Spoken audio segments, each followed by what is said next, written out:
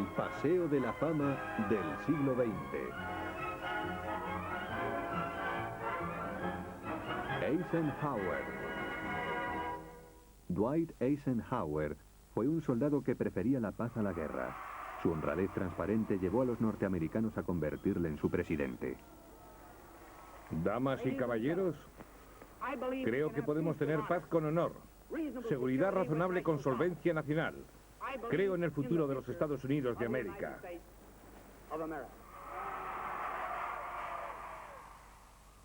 Era hijo de emigrantes alemanes que le dieron una educación estricta que supuso una buena preparación para los rigores de West Point, donde se graduó en 1915.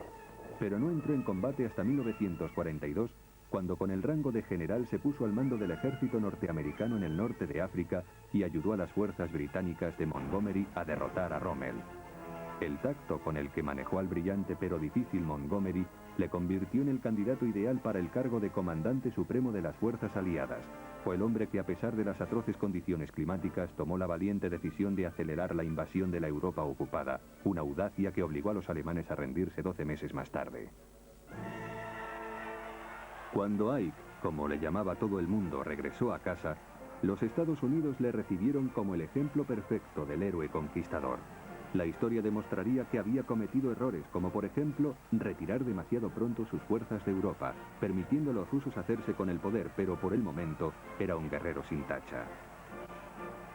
En la precaria paz que vino a continuación, los Estados Unidos volverían a necesitar de nuevo a Eisenhower. La Guerra Fría con el mundo comunista estaba a punto de calentarse. La Guerra de Corea había empezado en 1950 y después de 2 años sangrientos amenazaba con ir a más. Fue Eisenhower, ahora comandante en jefe de la OTAN, quien prometió traer a casa las tropas norteamericanas. En los Estados Unidos era año de elecciones y parecía como si todo el país estuviese pidiendo a gritos que Eisenhower aspirase a la Casa Blanca. Reacio al principio, se dejó convencer finalmente y en 1952 se convirtió en el primer presidente republicano de los últimos 20 años. Preservar, proteger y defender la Constitución de los Estados Unidos. Con la ayuda de Dios. Con la ayuda de Dios. Estamos dispuestos a comprometernos con quienes estén preparados para hacerlo, a esforzarnos conjuntamente para acabar con los motivos de temor y desconfianza mutuos entre las naciones y para hacer posible una drástica reducción del armamento. Eisenhower había prometido devolver a casa las tropas de Corea y cumplió su palabra. Los soldados norteamericanos regresaron a un país que se estaba expandiendo a un ritmo sin precedentes. La construcción del canal de Saint Lawrence, que abriría el corazón de los Estados Unidos, fue el primer paso gigantesco de lo que se convertiría en el mayor boom industrial y económico de la historia. Los norteamericanos se habían convertido en los únicos verdaderos vencedores de la Segunda Guerra Mundial y ahora estaban ganando la Guerra Fría.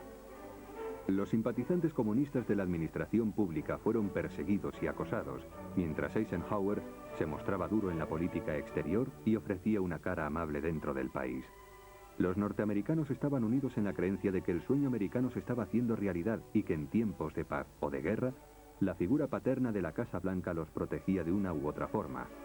Se estaban realizando enormes proyectos de construcción, entre ellos el de las primeras autopistas de los Estados Unidos, y el sistema de salud y bienestar se convirtió en una parte del estilo de vida americano.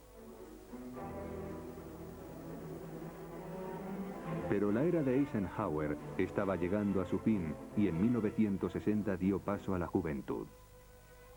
Siempre he amado a mi mujer. Siempre he amado a mis hijos. Murió 9 años más tarde con sus propias palabras resonando en los oídos de la nación. Siempre he amado a mi país. Ese fue Dwight Eisenhower.